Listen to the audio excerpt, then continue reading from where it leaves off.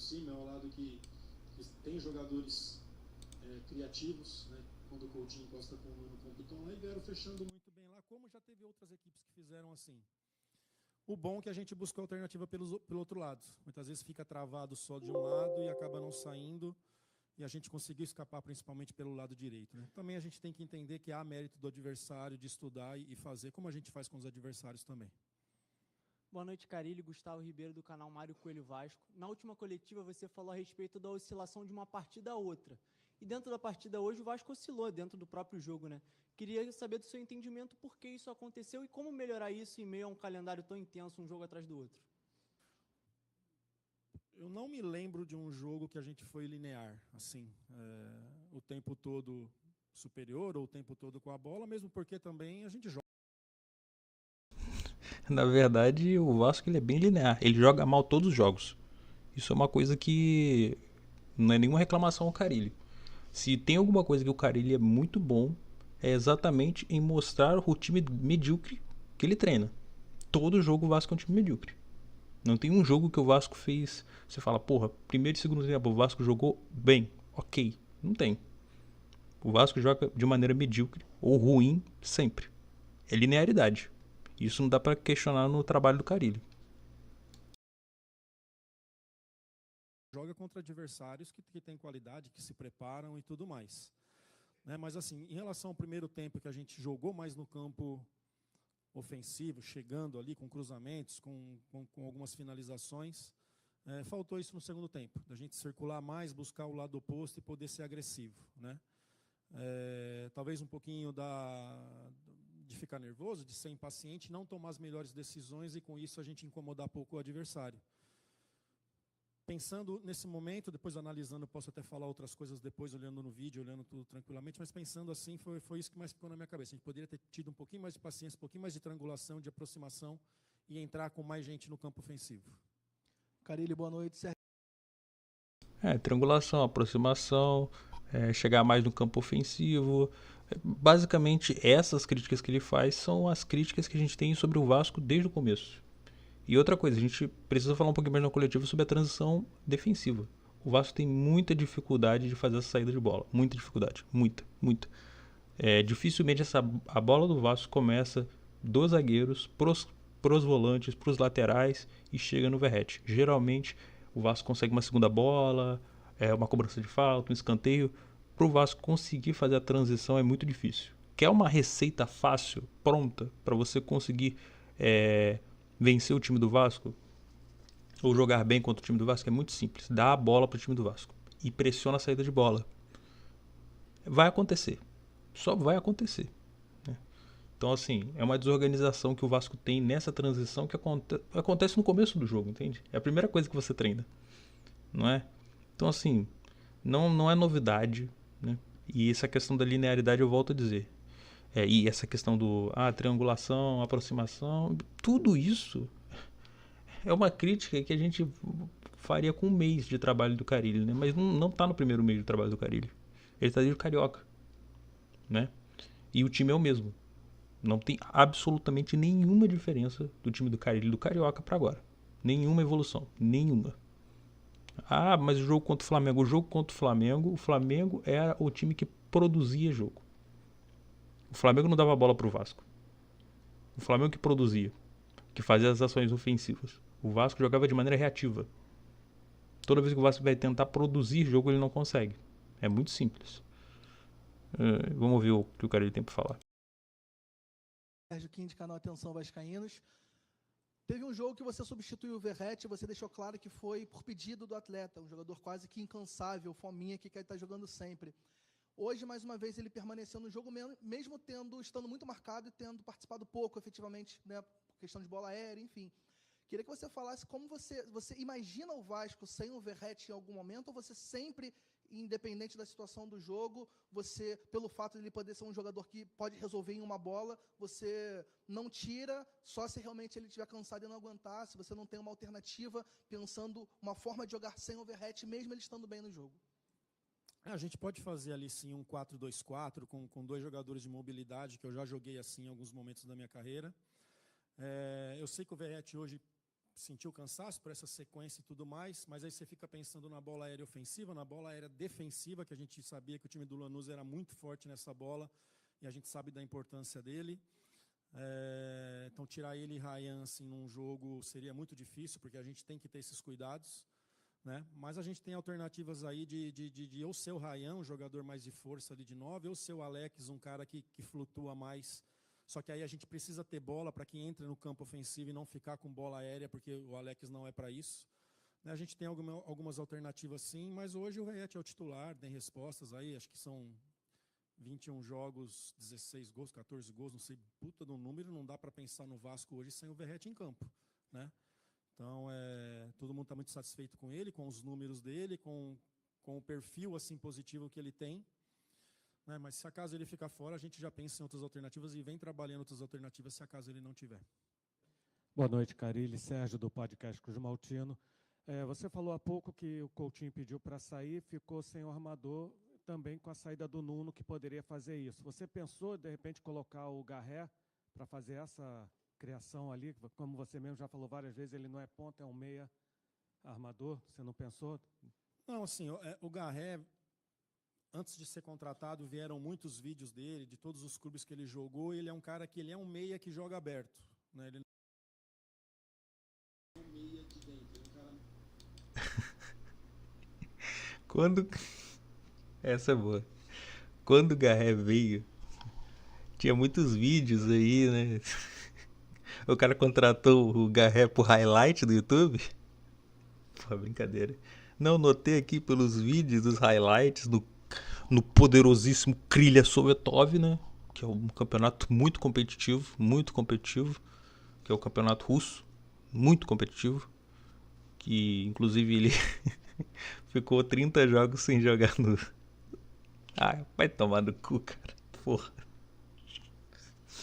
Ai, meu Deus. Mais de construir, bem parecido até com o Adson até é mais atacante do que ele. Ele é um cara de vir, de construir, de trabalhar, de formar as movimentações por dentro quando tem que ser, mas ele não é um meia na sua essência, tipo o Coutinho, o Payet, que você dá um 10 ali. Eu levo o Nuno ali quando o Coutinho traz.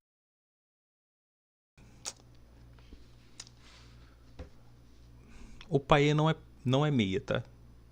É uma questão que eu não consigo entender. O Payet, ele vem jogando mais por dentro no final da carreira dele, porque ele perdeu muito da velocidade. Jogadores que jogam como pontas de perna trocada ao longo da sua carreira, eles têm como uma das suas características a velocidade, né? De cortar para dentro rapidamente, poder ter um pouquinho de explosão em um curto espaço de tempo, é o que o Adson faz. O Payet, ao longo da carreira dele, ele sempre foi ponta.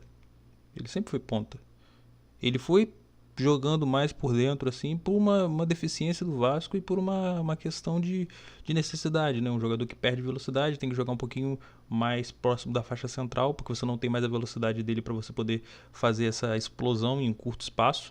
É a mesma coisa com o Neymar. O Neymar não joga de meia porque ele é propriamente um meia característico, né?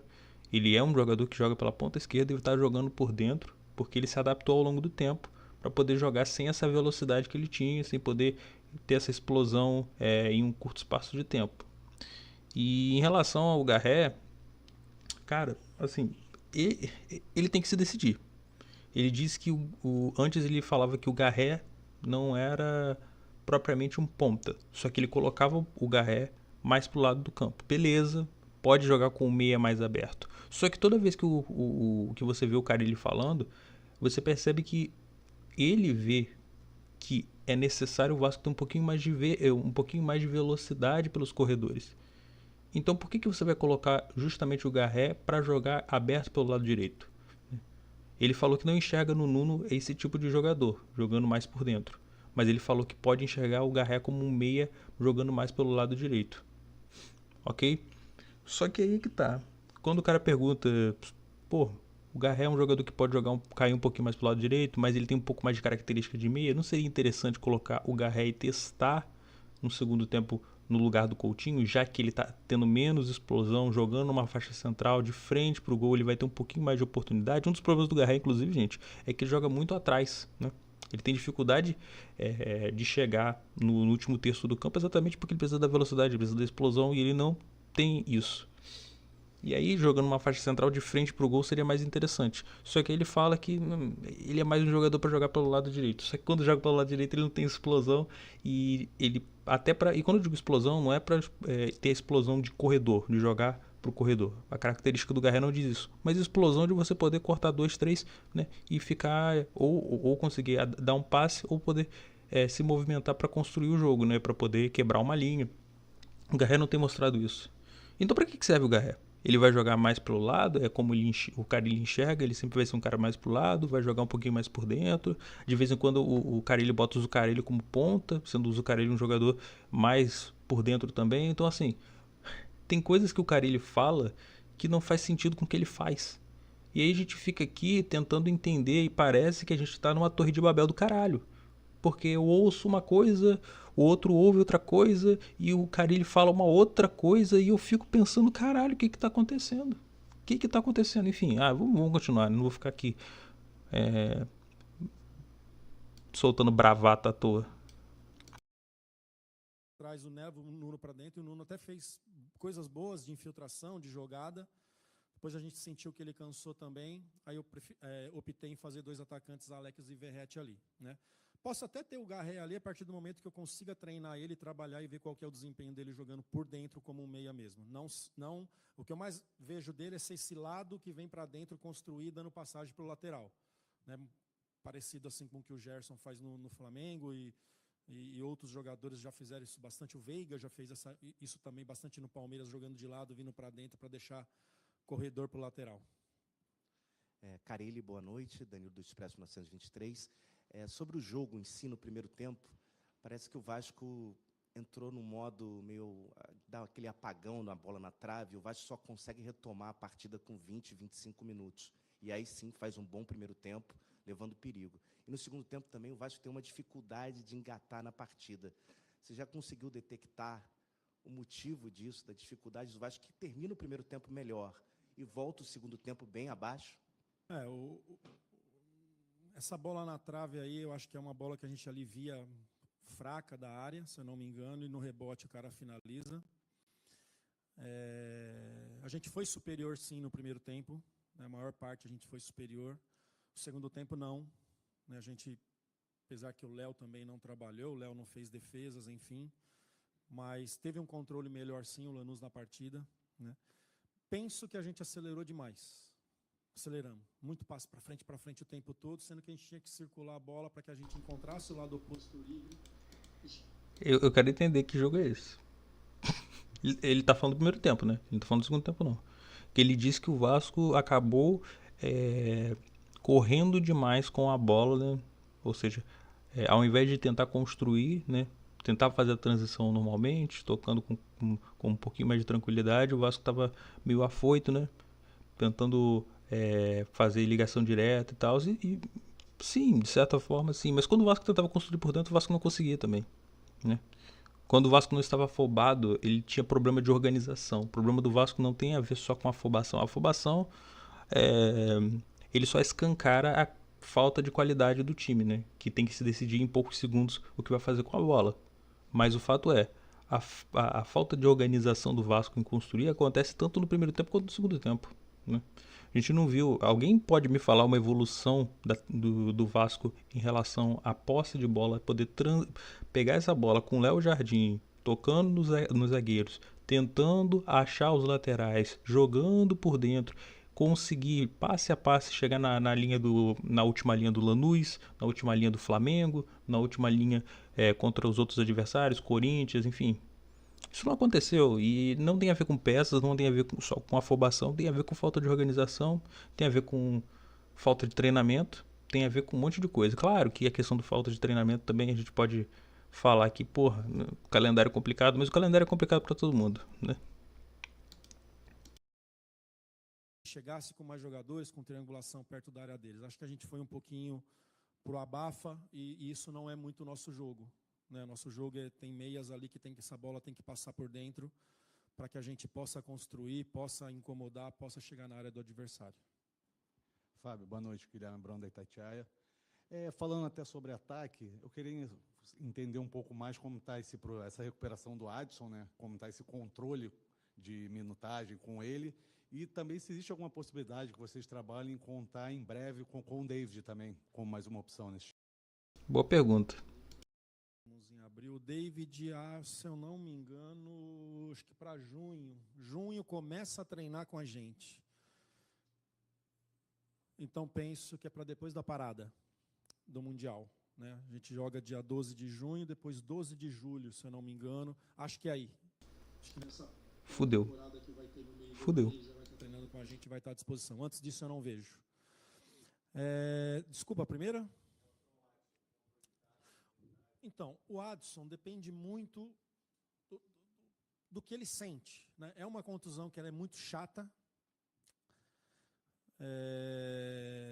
Paulinho está passando por isso no Palmeiras, né? Muito parecida essa contusão. Então vai depender muito dele.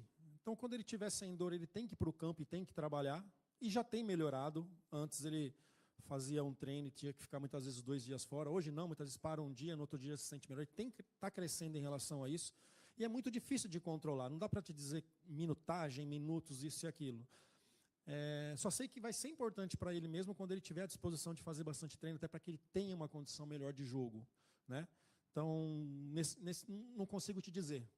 Não consigo te dizer. Vai muito dele. Então, está tendo reuniões sobre isso com o departamento médico dele, com a gente, para a gente entender. Então, tem dia que ele tem muita dor, tem dia que não tem dor nenhuma, e a gente aproveita para que ele trabalhe. Ele vai ter que passar por esse processo e a gente vai ter que ter paciência para ter ele 100%. Mas ele vai ter que passar por esse processo.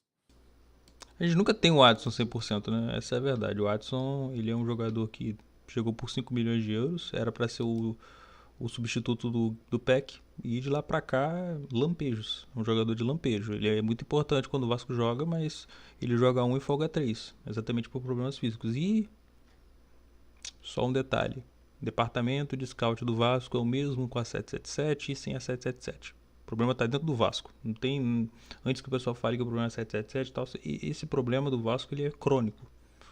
A diretoria de futebol, departamento de avaliação de scouts, a comissão técnica, tudo isso, né? Saiu. É por isso que o pessoal fala: o Alexandre Matos estragou o Vasco. Todos os diretores de futebol que trabalharam no Vasco teoricamente estragaram o Vasco, porque o problema não são eles especificamente, né? Você pode reclamar de valores e tal, mas é a mesma coisa. O Paulo Brax, a gente reclama do Paulo Brax, tem gente que defende o Paulo Brax, mas o fato é que ele criou um problema que ele resolveu depois. Teve mais tempo que todo mundo. O Alexandre Matos a mesma coisa. O problema do Adson é o Adson, é a contratação dele, né? Só que o Vasco está tão medíocre que a gente depende apenas dele, né? Infelizmente, boa parte do nosso jogo de velocidade depende de 2 jogadores que vão jogar, que hipoteticamente podem jogar juntos. Coutinho, Adson, e aí você tem o Nuno, né? Aí você tem uma ideia interessante de time, mas volto a dizer, né? Um jogador tem mais de 30 anos e dificilmente joga bem fisicamente numa sequência. O Adson não faz uma temporada completa há muito tempo. Não fazia no Nantes, não fazia nos primeiros anos do Vasco, nem no Corinthians, que era reserva, porque era garoto da base. Colina em Foco, eu queria que você falasse um pouco do seu sentimento com o resultado, tendo em vista que era uma briga ali pela ponta da tabela. Quero saber de você se você considera como um tropeço esse empate com o Lanús em casa. E o que faltou para o Vasco vencer efetivamente? O que você acha que poderia ter sido diferente, tanto do trabalho coletivo, tático ou propriamente individual dos seus atletas? Obrigado. De nada.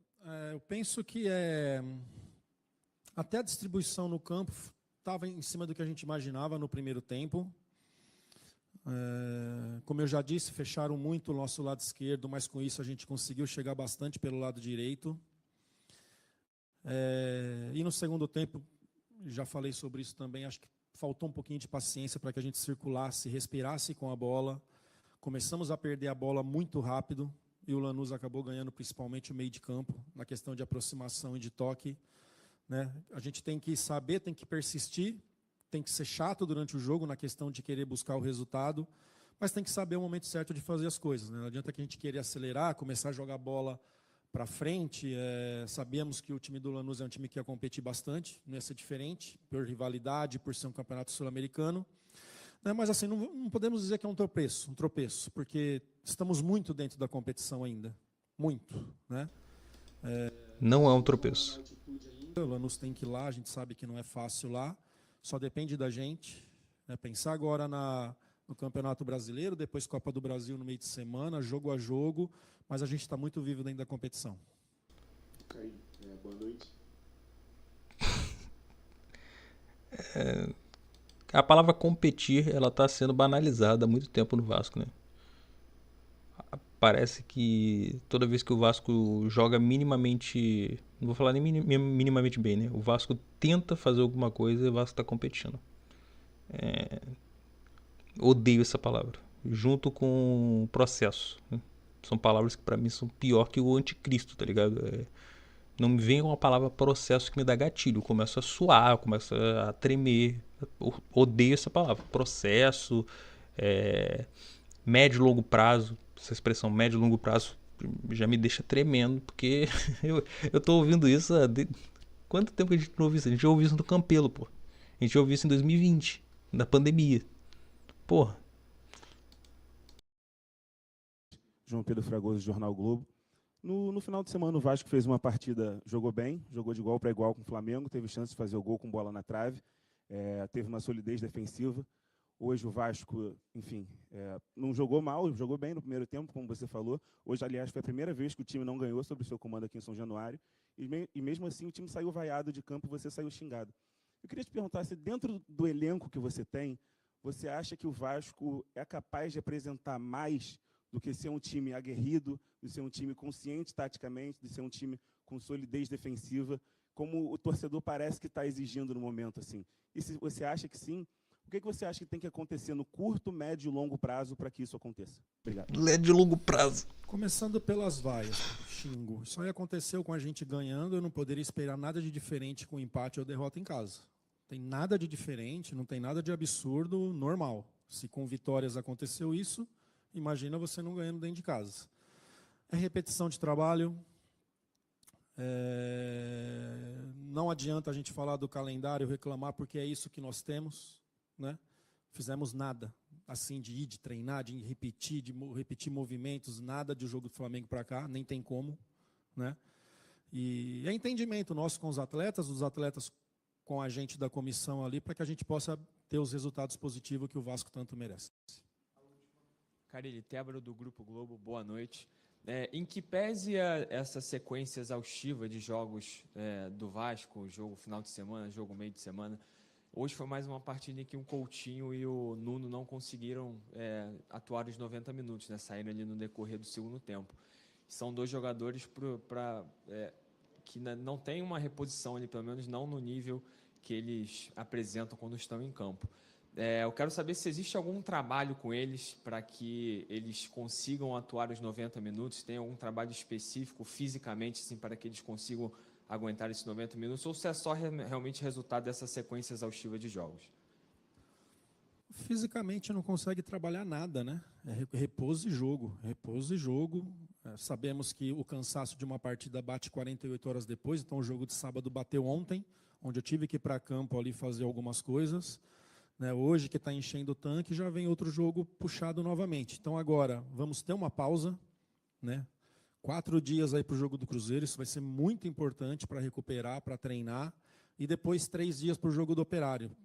Isso nesse momento é maravilhoso para nós, maravilhoso, porque muitos jogos aí foram 2 dias, né? Jogamos sábado, domingo, segunda para jogar terça, e aconteceu isso também na primeira semana, foi Santos, quarta na altitude e Corinthians no sábado, então não tem que treinar, não tem parte física, é recuperar, jogar, e fazer com que esses caras vão ganhando condição nos jogos. De vez em quando pode tirar um ou outro, né? A altitude de Santos. Que não tem histórico de lesão, né? Então já dá para ter uma sequência maior com ele, esperando o dia a dia, o jogo a jogo, para saber a resposta deles. Tá, mas é a reposição. Qual é a reposição do Nuno? Você tem que ter um plano B, né? Quem vai ser o ponta esquerda no plano B do Vasco? Quero saber. que até agora falaram sobre elenco e tal, ele não entra na questão do elenco. Não entra. Até porque se ele reclamar, a gente já tem o discurso pronto, né? Você disse que não queria mais jogadores, né? Porque se o cara ele cair nessa casca de banana e falar, realmente a gente não sabe quem vai ser a segunda opção do Nuno, do Coutinho, porque aí ele vai cair numa contradição gigantesca, porque ele mesmo falou que pra ele esse elenco tava bom, né? Eu não acho que o problema do Vasco agora é só o elenco. A gente vai sentir o problema do elenco ainda. Isso aqui não é sentir o problema do elenco. Isso aí a gente tá no começo. A gente vai sentir o problema do elenco posteriormente. Em relação à questão física, o cara ele tá certo, realmente. O calendário é uma merda, não adianta reclamar do calendário, e é isso aí. Ele aceitou as críticas. Tem que falar, uma resposta ok.